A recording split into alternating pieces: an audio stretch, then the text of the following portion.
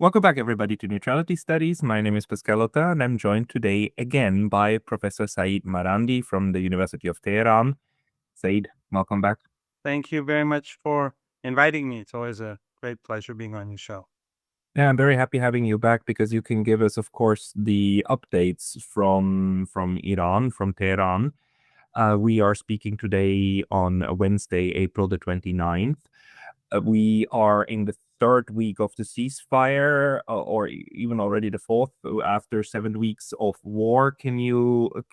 And we are still inside the warfare. Blockade is still, and counter blockade is going on. The Americans are still very belligerent. Can you give us a bit of an update of what the things are like in Iran at the moment?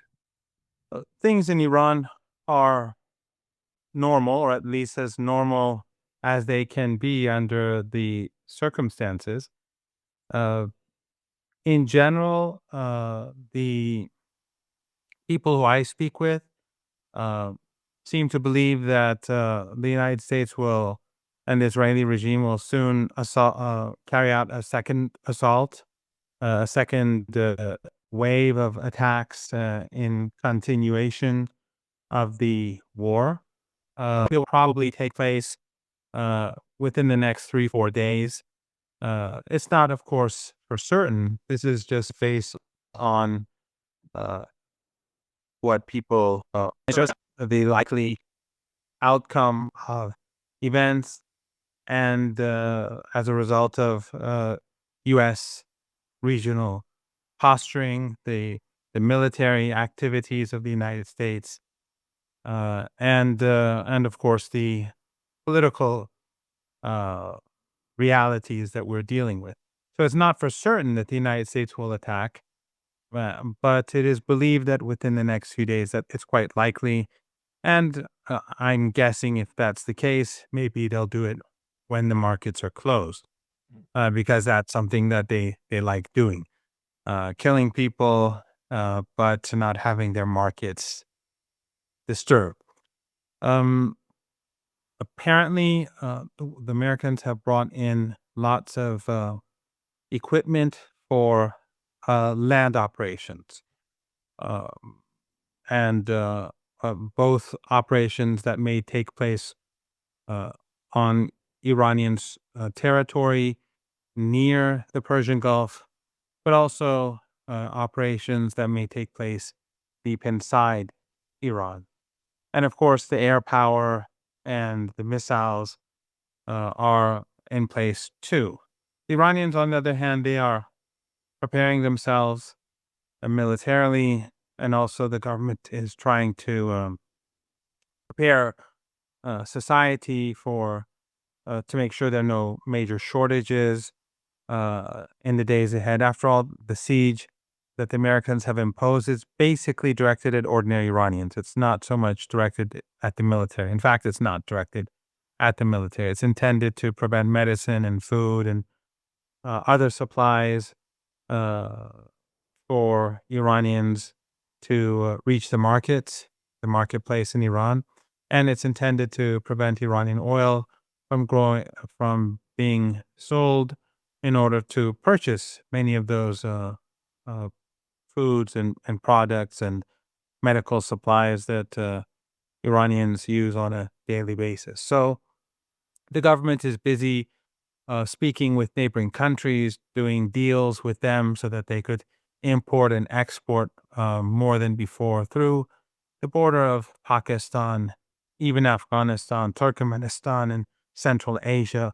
Through Turkmenistan, of course, Iran is linked to China, and through the Caspian Sea to Russia and Kazakhstan, and then the northern borders with the Republic of Azerbaijan and Armenia, and then Turkey and Iraq. So Iran is preparing itself to lessen the pain that the Americans want to inflict. And meanwhile, because of U.S. policy, the Strait of Hormuz remains closed, and the global economic crisis grows by the day. And it's quite stunning that Trump is sacrificing the world economy for the sake of Netanyahu Israeli regime and a genocidal regime gets to determine the fate of billions of people, even those people whose governments have been supporting the genocide,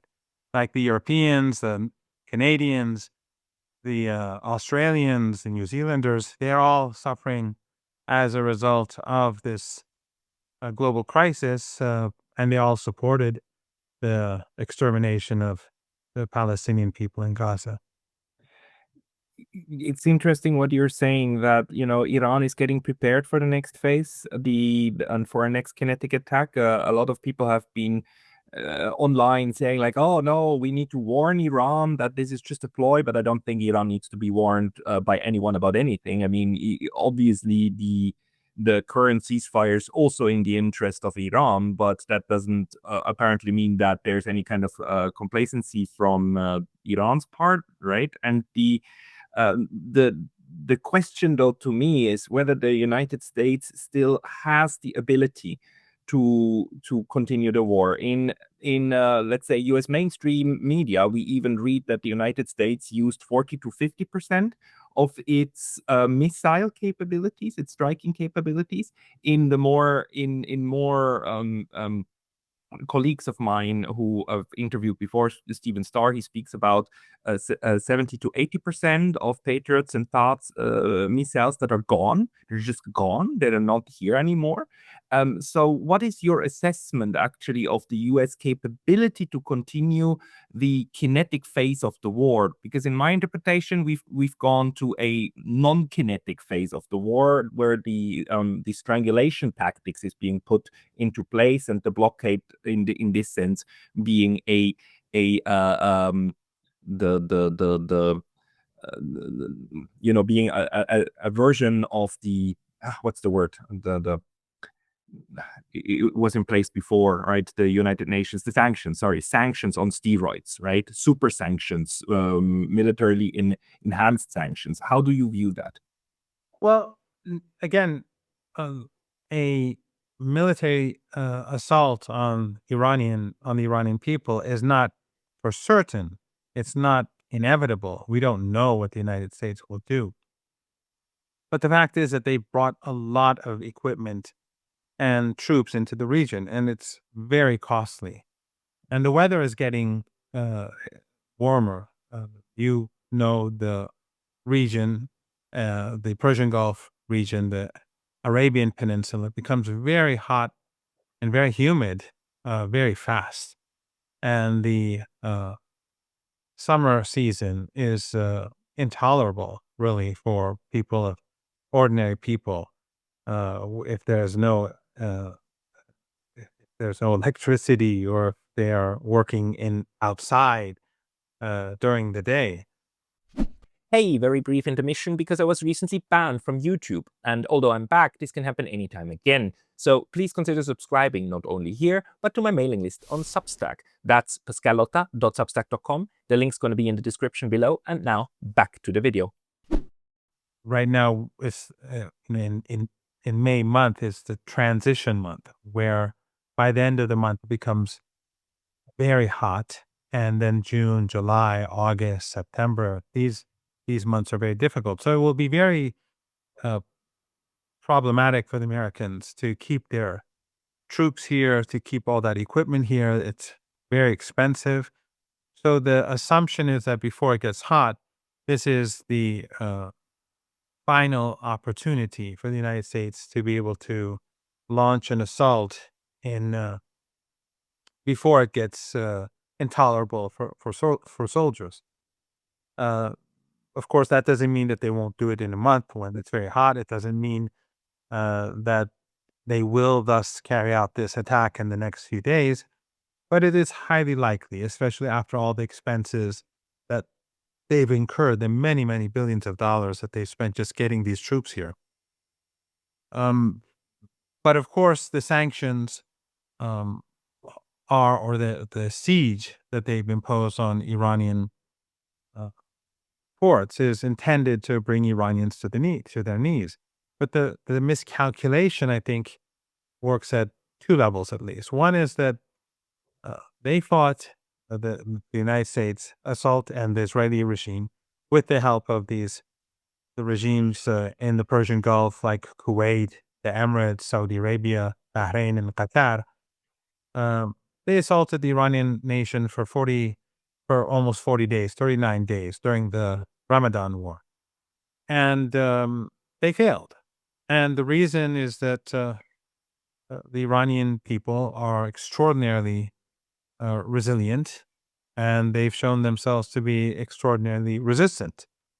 And of course, the Iranian military has been structured in a way which uh, they failed to undermine their defensive and offensive capabilities. It's a unique structure, something new in warfare, and something that will be studied in the years ahead by countries across the world, especially countries that want to resist against empire.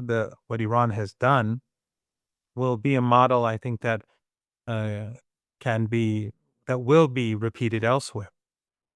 So yes, and what I was saying is that the siege is going to have the same result because they failed in their war in waging open warfare against the Iranian people. There's no reason to think that the same resilience and resistance will not assist the Iranian people in overcoming this phase as well. Whether there's a military attack or a second wave of assaults accompanying the starvation siege or not, that's I think the outcome will still be the same.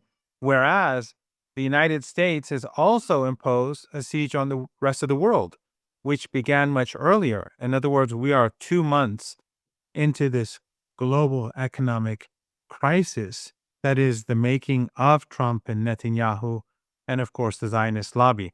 So I think ultimately the suffering across the world and across the region and in Iran will continue, but I think it's clear that the United States will still fail.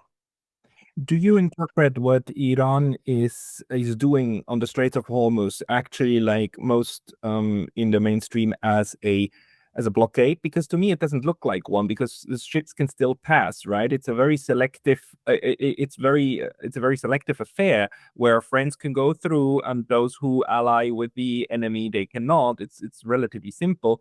Plus then the issue of charging for that. Um, what do you think this like going forward? Countries like where I am at in Japan right now, they're going to get very bit desperate of actually having oil coming through, and Japan hasn't had bad blood with Iran, at least not in the past. Is there a chance that if countries like Japan approach Iran and say like, hey, can we make an agreement among us that our things go through? Um, do you think that Iran will try to do these kind of selective agreements with third parties to open the strait from their side? Well, if I'm not mistaken, a Japanese ship actually passed through the Strait of Hormuz yesterday. I think it was a super tanker, if I'm not mistaken. So that is true. You're right. The Strait of Hormuz was never shut down by the Iranians. Iran only shut down trade from that it was linked to countries that were involved in the war against Iran. And the countries that I named earlier, they allowed the Americans to use their land, their sea, and their airspace to wage war against Iran. So uh, Iran has been preventing their ships or ships linked to them from passing through the Strait of Hormuz. But Chinese ships, Russian ships, Iraqi ships, these ships have and ships that are linked to countries friendly to Iran have been able to pass through. Even some of those ships that they're whose goods from countries whose goods are being taken from these countries that helped in the assault on Iran. So, for example, the if I'm not mistaken, the Japanese supertanker, its oil came from one of these five countries. It may be Saudi Arabia or the Emirates. I'm not quite sure which one, but it did pass through. Of course, the Iranians, as they've said, they will take there will be a fee for passage, and that is because these countries in the Persian Gulf that helped with the assault on Iran, they've destroyed the lives of many tens of thousands of families in Iran and helped destroy key infrastructure. So they have to pay reparations. But Iran never shut down the Strait of Hormuz. And in fact, the ceasefire deal between the United States and Iran after the 39 days of war was to allow more ships from these five Arab rich family dictatorships to pass through the Strait of Hormuz. But since the Americans violated the deal by allowing the Israeli regime to violate the ceasefire, the Iranians said that as long as they're carpet bombing Lebanon and slaughtering the Lebanese in violation of the ceasefire that was agreed upon, Iran too will refrain from carrying out its commitment and allowing more ships from these five countries to pass through the Strait of Hormuz. When the Netanyahu was forced after 10 days to accept the ceasefire, which he's now violating again and killing people daily, like in Gaza, the Iranians, when he accepted initially after 10 days, then the Iranians said, we will allow those extra ships to get through, ships belonging to these regimes. But then what did Trump do? He said, well, I'm going to keep my siege on Iranian ports, which is also a violation of the ceasefire agreement. I'm going to keep it in place. So the Iranians said, if you're going to violate your side of the bargain, then we're also not going to carry out our side of the bargain. Your allies, your proxies in the Persian Gulf can't import or export because of the role they played in this war, as long as you continue with these violations. That makes absolute sense. I mean, in my view, the Iranian strategy has been built on these two pillars: mosaic defense in the military realm and the principle of an eye for an eye in order to reestablish deterrence. If you have more pillars that you think, I would be interested in hearing about those. But I have a detailed question, which is that toll. What currency does Iran demand the toll to be paid? And do you have any information what channels they're using? Because of course, this is a very interesting way of not getting money, but foreign currency, which then can be used on foreign markets to buy foreign goods. If the mechanism is set up, my guess would be that it's in a third country like China or something like that. But do you have any information how the mechanism is actually supposed to work to get that currency? Well, first, I should add that in this war, which of course Iran did not start, if you watch Western media, you'd think Iran started the war. But Iran never escalated at any point, even when Iran began striking, let's say, oil or gas facilities in the Persian Gulf region, in those countries that assisted the United States and the Israeli regime in this war. It was only after Iranian uh, uh, oil and gas facilities were targeted. In other words, throughout the war, it's all been escalation on the Western side, on the U.S. and the Israeli side, and thus, by extension, their proxies. Whenever they escalated, Iran would escalate. Whenever they would carry out an attack, Iran would retaliate. So the Iranians never initiated escalation, or they never initiated the targeting of critical infrastructure or anything like that. With regards to the Strait of Hormuz, I don't have the details. I've heard different things. I would imagine part of it would be in cash. Part of it would probably be through the same mechanisms that Iran sells its oil on the global market, which I think it's a very sophisticated process to make sure that the Americans cannot block it. I've heard that things like that the Chinese currency is used. I've also heard that they've encouraged the Iranian currency to be used so that these companies would be forced to use the Iranian currency. I've heard different things. I would imagine that it would be a sort of combination of different currencies, but probably because Iran doesn't only need one currency, it needs different currencies for its trade and business. But I would imagine that using the Chinese currency would be a priority because China is Iran's most important trading partner, as it is with most countries across the world today.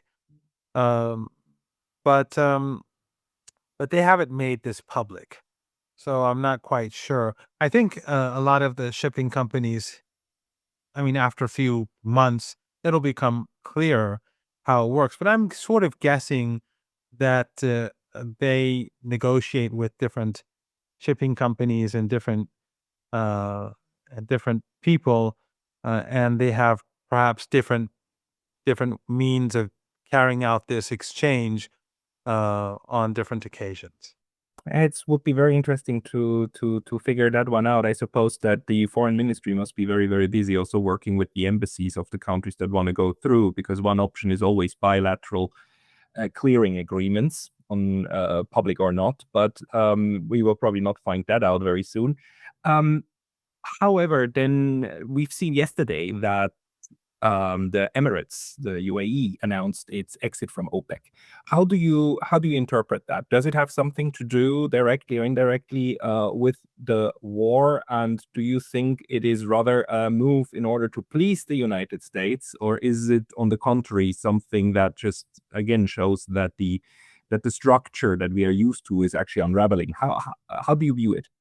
Well, I think the Emirates is doing this to move closer to the United States and the Israeli regime. But I think that the UAE regime really doesn't quite understand how things have changed.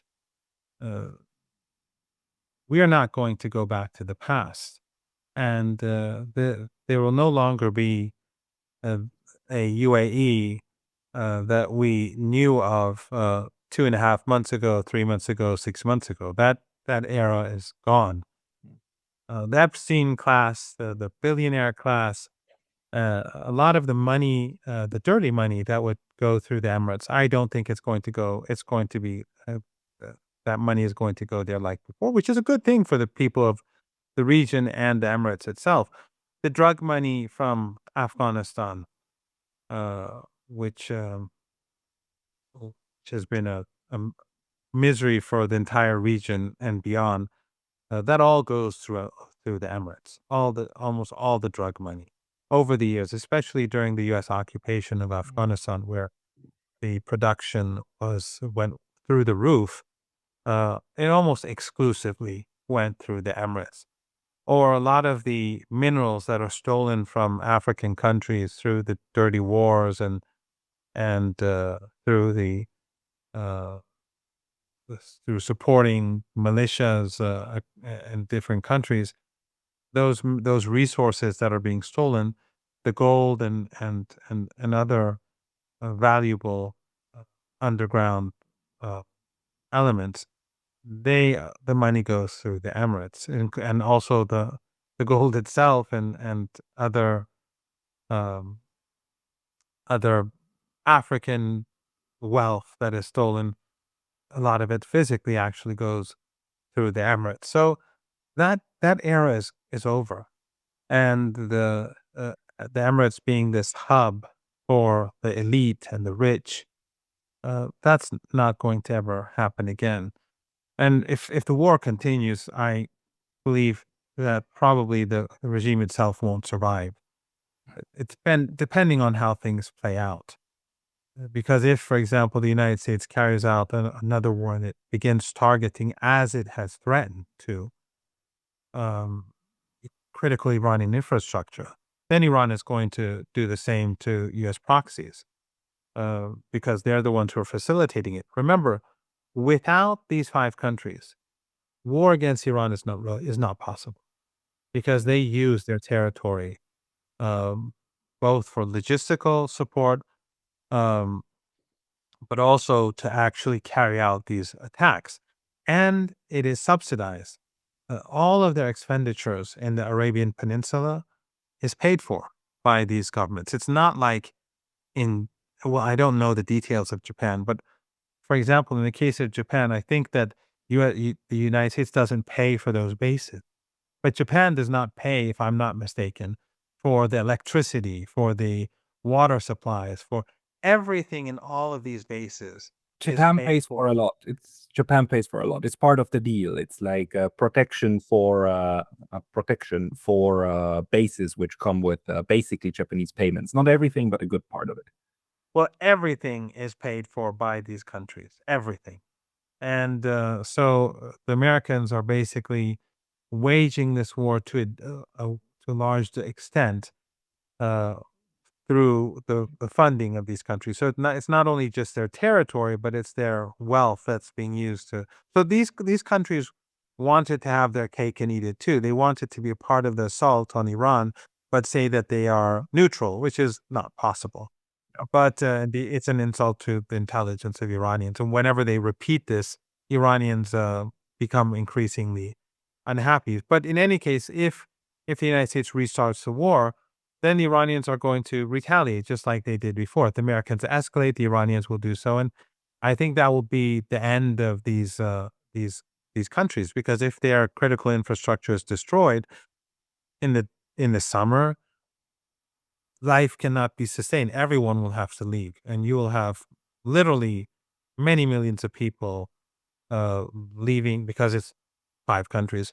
Many millions of people leaving these countries for Iraq, for Oman, and I think and then I think a global economic depression, not recession, depression is assured. But have you? My prediction when we saw what happened to the Gulf states is that this will will create tremendous geopolitical pressure on them to actually distance themselves from the United States. I mean, just regarding that the US is not capable of defending them, and even worse, is willing to throw them under the bus and accept that they get destroyed in the process of their war. Now, extracting themselves from the US embrace and getting rid of new bases is something that will take many, many years. And is actually Iran sped that up because it destroyed so much of it. But did you see any political signs over the past weeks that would indicate that a rethinking is happening, at least in some of these states? Because I mean, we do have, and you just called it out. We have Oman, right, which has a very different strategy towards Iran and is way more neutral, quote unquote, than the rest.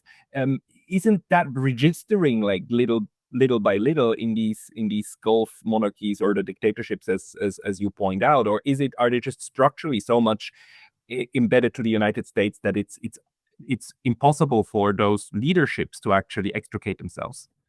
Well, you're absolutely correct. Oman is not, as you basically were implying, is not neutral. It is very close to the United States, but it is neutral enough for Iran. And so Iran has very good relations with the country. And the Iranian foreign minister has just visited Oman in his regional tour to Pakistan, Oman, and Russia. So, and I'm sure that during his negotiations in Muscat, in the capital, that that they had discussions about uh, how to deal with these five monarchies. But what we're seeing on the ground is the exact opposite. Right now, large numbers of U.S. ground troops are assembling in these countries, in Kuwait and Bahrain and in the others.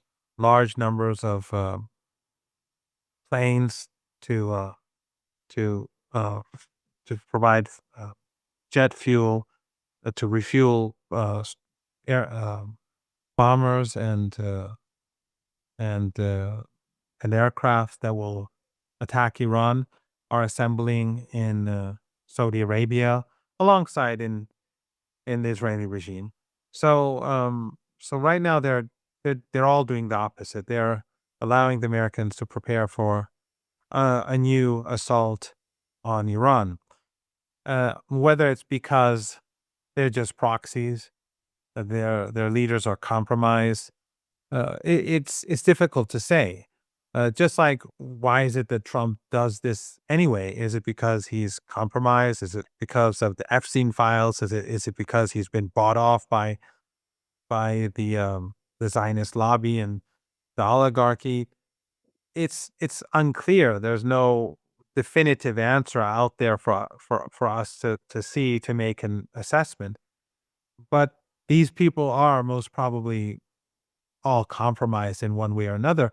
These monarchies, as you know, they've been bound to the West. They send their families to the West.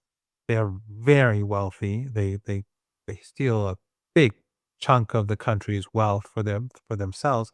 And elites who are super wealthy and whose wealth is usually illegitimate, you can imagine that they have many skeletons in their closet. So I I just find it very difficult to imagine that they will be willing to break away from the United States and say, look, we don't. I mean, if they said that if these five countries together today, like in 2 hours from now, they announce in a joint statement that we will not allow our airspace, our land, and our seas to be used by the United States to wage war against Iran, and we are completely neutral, and the United States is not allowed to do any of these things, the war would be over. It would be finished. And then we would be able to move on to the next stage just by that statement. Because, as I said, logistically speaking, it would be impossible for the Americans to wage war. They could carry out some limited strikes on the country through Diego Garcia or through Syrian and uh, the airspace, the Mediterranean, the Israeli regime, and illegally flying over Iraq because the Iraqi government doesn't accept any of this. But that would be very limited and very difficult for the United States. And basically, that would mean the war is over. Yeah, this is why it's so important to actually neutralize more parts of the globe because it makes war more difficult to implement just by virtue of access to places. But I had this interesting seminar in Tokyo last Friday, organized by colleagues at another university with an Iranian scholar, and he interpreted the war that is going on and the outcome of it as something that will push toward transactional relationship between Iran and the United States, but more generally between Iran and its neighborhood. And I asked him if he doesn't view ideology and the anti-colonial struggle and the anti-Zionist struggle also as an element. And he dismissed that. He said, like, no, the time for romantic ideas of what war is about is over. It's all about what can I get for what kind of thing. How do you see that? How big is the element of Iran actually trying to keep the not only itself but the axis of resistance alive and resistance against the colonial enterprise of the West? Oh, it's key. There's absolutely no doubt about it, and the evidence is out there. You can see it every day. The whole problem between Iran and the United States was the revolution, and the fact that the Iranians moved away from the American camp and wanted to be outside of any either of the two camps, the Western Bloc and the Eastern Bloc. Of course, the Eastern Bloc no longer exists today. It's a very different world. But back then, when we had an Eastern Bloc, the Iranians wanted to be separated, and that's why both the Soviet Union and the United States were hostile towards Iran, and that's why they both supported Saddam Hussein in his assault. But of course, the West did much worse. They gave Saddam chemical weapons to use extensively against Iranians. I personally survived two chemical attacks.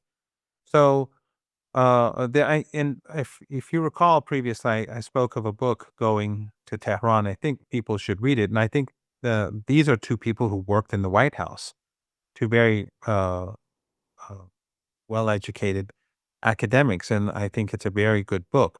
And I think they do explain a lot of the myths that exist about Iran, and in fact, the fact that it's very ideological on the American side as well. And they were saying that the path that the United States is taking is leading towards destruction, and they turned out to be right. They were hammered and marginalized and demonized by their former friends and colleagues for writing this book. But it turns out they were right. And the United States, instead of listening to them, they listened to the Zionists. And this is where we are today. But the issue of Palestine, the issue of Cuba, the issue of apartheid in South Africa all of these have always been key issues for the Iranians. And they have this decolonization process, this anti-colonial mentality is very powerful in Iran. For Iran, U.S. hegemony over our region and the rest of the world has only brought about darkness, and Iran resists. But its resistance is like the resistance of people under apartheid South Africa. It's legitimate, and it's not aggressive. It is only a response to aggression, just like the war itself that we were discussing earlier. The war was not initiated by Iran. The United States effectively controlled Iran since 1953, the British before that. And then there was a revolution, but the Americans would not let go. They supported Saddam. They gave him chemical weapons. Then they imposed maximum pressure sanctions. They've been supporting terrorist groups in the country to carry out armed violence for decades. And now we have the third war against Iran in 47 years. So it's definitely not transactional. But I think some of these Iranian scholars in the West, or who are trained with within the Western mind set, or among Western elites, and within the framework of Western narratives, they I think they begin to choose, or they begin to believe in some of those Western assumptions about Iran. Iran has never been aggressive to the United States. Still, I mean, despite that, the Iranians have been defensive, and supporting the people of Palestine is not aggressive posture. Supporting South Africans and the Southern African resistance against apartheid is not aggressive. It is defensive. Or supporting the people of Cuba or others under siege and a starvation siege, is not aggressive. It's the opposite. But the Americans see any resistance to its empire as aggressive. Wherever you walk, you're if you're walking on your own in your own country, you're walking in what they deem to be their territory. But in any case, Iran has tried many times to decrease tensions with the United States. And after the war, even during the war, the Americans approached Iran as they were heavily supporting Saddam Hussein. They did a couple of deals that turned out to be the Iran-Contra affair, where Iran purchased some weapons from the United States, and to see what would happen, surface-to-air missiles. But even then, the Americans tried to cheat Iran. They brought in Israeli missiles, and on one occasion, and the Iranians returned them, say, why are you sending us these missiles? Because they saw the Hebrew, writing on the missiles, then they returned them. So even then, what the American behavior was suspicious, and that the whole thing fell through ultimately. Or in the 1990s, the Iranians gave Conoco, the oil company, an oil field in Iran. They negotiated for 2 years, and then the Americans imposed sanctions on Iran, on Iranian oil and gas. I mean, there are many instances where the Iranians were willing to work with the Americans after 9/11.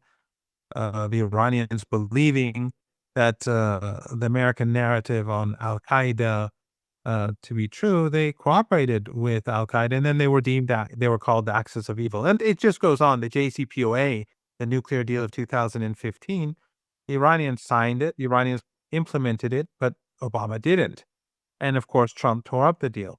So I can give you many instances where the Iranians tried to show goodwill, but whenever Iran shows goodwill to the United States, the reaction in the United States is that this is a sign of weakness. Yeah. The United States is, this is the big problem with the United States.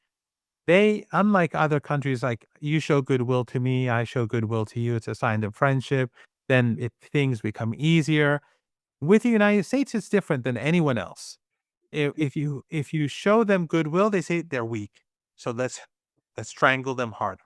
Yeah, and that's of course the problem. Like, on the one hand, the United States will not accept yes as an answer.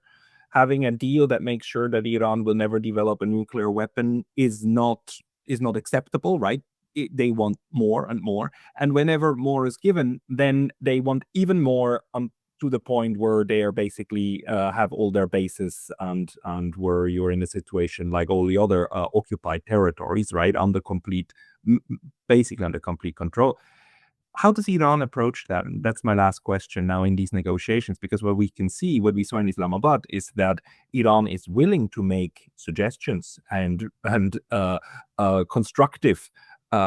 constructive approaches toward the United States in order to entice them to actually come toward a final peace agreement. And it's the goals of that have been laid out. We talked about it before, 10 points, including Security Council resolution and so on. What is the approach in order to make sure that whatever the United States promises, if it actually goes that far to promise something, that it will keep it? That's a very, very important question. And I think it's the key question, really, in all of this. I would say that the Iranians have changed their approach completely after the war. Even before the war, I don't think they shifted in the way that I'm going to describe. When the war started, and the Iranians said, well, we're here now, it is in a direct confrontation, they hit back as hard as they could. They fought the war. And they said to themselves that we don't want a short war, we want a long war. Even though we don't want war and it's destructive, but the Iranians wanted the war to last long because they wanted to make sure the United States regretted attacking Iran so that it never happens again. So after the Americans demanded, Trump said, complete capitulation and unconditional surrender. It didn't happen. Then they were saying Iran is running out of missiles and drones every day. They show these graphs in their briefings in the Pentagon. And then after a week, 2 weeks, things didn't change. The Iranians were fighting back. The people were united. And after roughly 10 days, I think, the Americans started sending messages to Iran. And the Iranians ignored them until the U.S. 15-point plan that I think was like on day 30 something, 34, 5, something like that. I don't know, 36, maybe. And the Iranians rejected it because it violated Iran's sovereignty. And then Iran put forward its own plan. And Trump accepted it, the 10-point plan that you alluded to. So, and of course, after Trump accepted it, then his spokeswoman said, no, we don't accept it. But in any case, it was a symbolic defeat for the United States. And it's the plan that Iran is insisting must be discussed at the negotiating table. And I think that it's fair to say that for now on, in any negotiations with the United States, the Iranians will no longer be carrying out commitments and then waiting for the Americans to carry out their commitments, like we did in the JCPOA, where immediately afterwards we did everything that we were supposed to do and the Americans didn't. And Obama basically cheated Iran. And until the very end of his presidency, many of the commitments that the Americans were supposed to carry out were not being carried out at all. So we saw in this ceasefire agreement that we discussed earlier that as soon as the United States began to violate it, allowing Netanyahu to continue slaughtering women and children in Lebanon, the Iranians said, but of course the ceasefire agreement included everywhere, in Gaza also.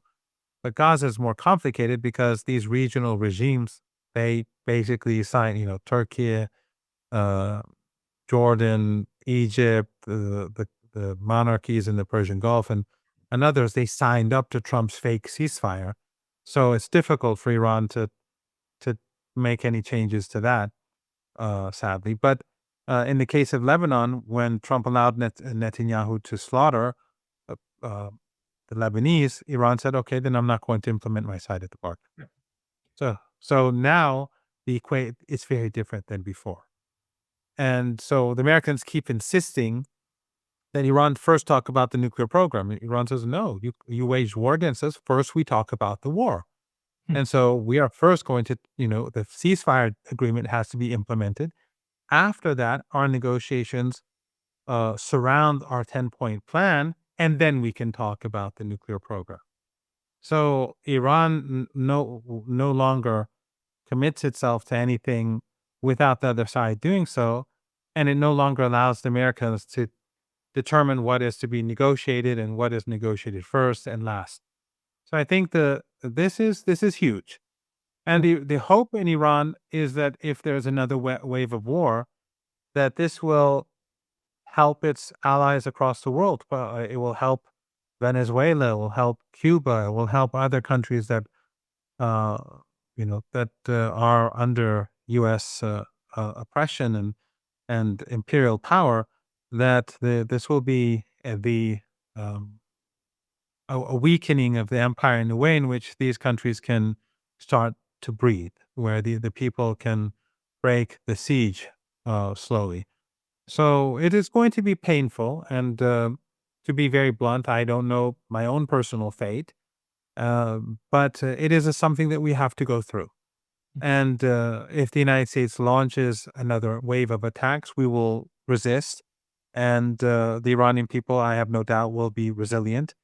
The Americans, the Israelis will do whatever they can. This will be their final roll of the dice, I think. And so they may do all sorts of things, but I don't see a scenario in which they succeed. And the more they continue with this, ultimately, the worse it is for them. And I personally believe that the biggest loser in all this is Zionism, because for 2.5 years, uh, they have been carrying out genocide in Gaza and now increasingly in Lebanon too. And the world has turned against them and looks at them with horror. But now they are also wrecking the world economy, and people across the world who've turned against them are saying that they're destroying my life. Trump and Netanyahu and the Zionists are destroying my family's ability to sustain itself because of their selfish war. And so the mood will turn further against the empire, further against Zionism, the ideology. And in the long run, I think that this will basically make the survival of the Zionist ideology um, unsustainable. It's very interesting how you're putting this, in this strategy of Iran, which I do see as quite singular, of resistance and resilience, and the ability to absorb without escalation, without being defenseless. But on the other hand, now then demanding implementation on the other side first, um, while not giving reason for more attacks. It's like it's a very, very sophisticated strategy, and we will certainly talk about it more. People who want to hear from you more, I mean, luckily you are on a lot of programs, but should people go somewhere specifically to read your analysis? Well, I've been removed from Instagram and Facebook quite a while ago, and since a lot of Iranian accounts are being removed from Twitter now, I don't know how things will be in the future. Right now, I have a Twitter account, and they can see my previous interviews on your show. I would advise people to read Going to Tehran and to have others read it as well. It's I think a very useful book. There's also it's not my book, but there's also another book which isn't mine either, but written by Alistair Crook. It's a somewhat old book on I think called Culture of Resistance. Right, I forget the name because I read it so long ago. That's also an interesting book to read for people to better understand the mentality of the Iranian people, the axis of resistance, where this resilience and resistance comes from. This sympathy for the oppressed and this resistance against the oppressor. The oppressor. It's very much a part of the religious culture, especially Shia Islam in particular. But for now, I'm on Twitter, so we'll see. Yeah, I will, I will, I will put a link to your Twitter profile below, and also to the books that you mentioned. Professor Seyed Marandi, thank you so much for your time today. Thanks, Pascal. It's always a pleasure.